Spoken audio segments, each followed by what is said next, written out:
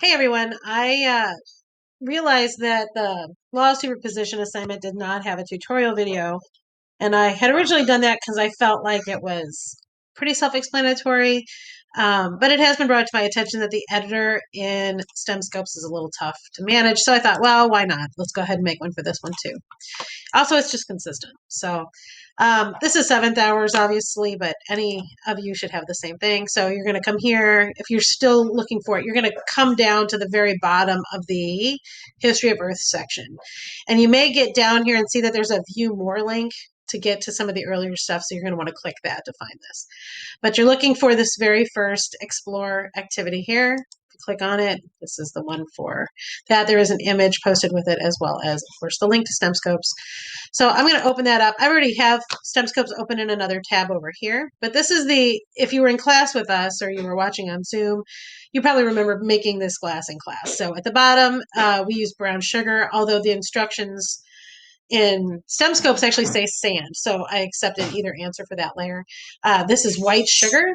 This one is Cocoa Krispies, and then marshmallows. So when you come in here to the Explore activity in STEMscopes, I've got this kind of squeezed a little bit so that I can see it side by side. Again, you're going to kind of ignore this because you weren't doing this. We're not face to face. But you do want to go ahead and draw your diagram here. And it does not have to be, fluted like this glass is. You just want to get as close as you can to the colors that are there. So I think I used gray for this. And a lot of people just made rectangles. So if you use the rectangle tool, it's just like doing this in Google Slides. You just kind of want to make a layer. Again, it does not have to be perfect or stylized. Rectangles are completely fine. With the white layer, it's a little bit tougher. Some people actually colored in all the background so that the white would show up. That's absolutely fine if that's what you want to do. Let's see. I think I just used a white, a white. Hold on, come back. Made a white rectangle. There it is, such as it is. It's not very big. There we go. And, this is manipulated just the same way you would in like Google Slides or any other kind of thing. The only difference is that there's not really much of an outline you can make. So if you wanted to, put an outline on it, you could, but I'm not that worried about it. I just want to see that you know that where the layers are.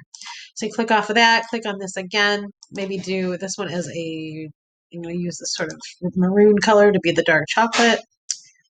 There we go. And notice that I'm also not worried about texture. I'm not asking you to worry too much about making it look like Cocoa Krispies. You just have to show me that where the layer is. And let's see, what should we use for that top for the marshmallows? Let's use this. No, not that color. Keep that way it is. Let's go with, I don't know, let's say orange. So again, I'm not even really particular about the colors matching exactly. I just want you to be able to show me that there are 4 layers and that you know which is which and which one went in last. Now, the one place where I did see a lot of kids were losing points is that they failed to put any kind of labels on here. They just made the 4 boxes. So I want to remind you that you do want to make sure you're doing that. And you want to click twice and type in to make sure that you got that right. If you want to, be consistent, you could make them different colors.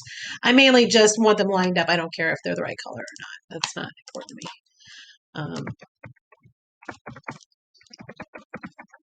Okay, and notice that you can move them around if you kind of got it lower than you meant to.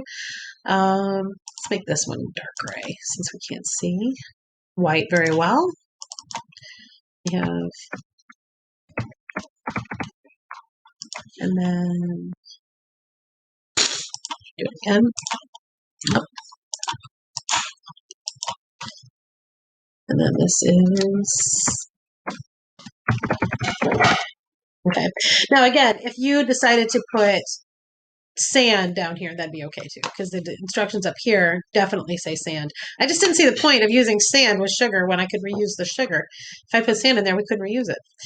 So then you're going to come down here and you're going to answer these questions. And what you're mainly thinking about here, and remember that the title of this is the Law of Superposition. So you're really thinking about, what does the Law of Superposition tell us about what layer is the oldest, what layer is the youngest. And the reason why we did the cup was you watch me actually pour the things in there so you know which layer was in there the longest and you know which layer was in there the least amount of time because it's the one we put in last.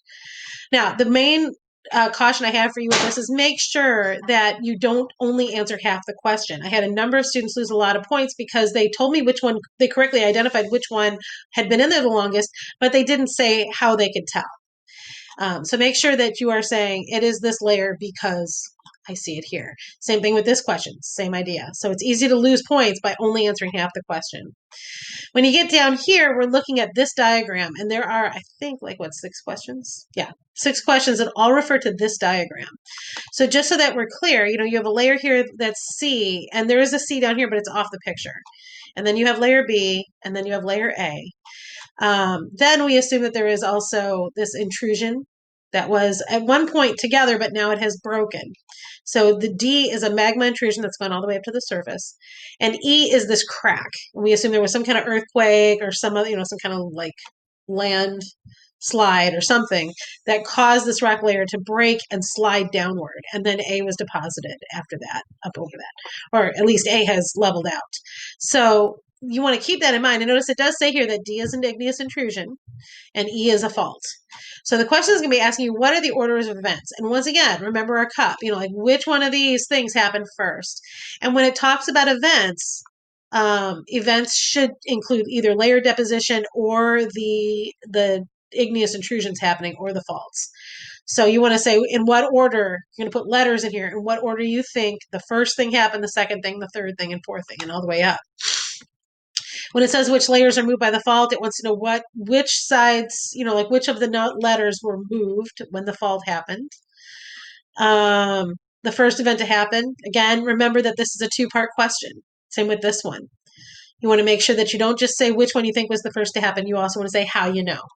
Okay? And then finally, what can geologists learn by using the law of superposition? So you need to kind of explain why we worry about which one's on the bottom and which one's on the top.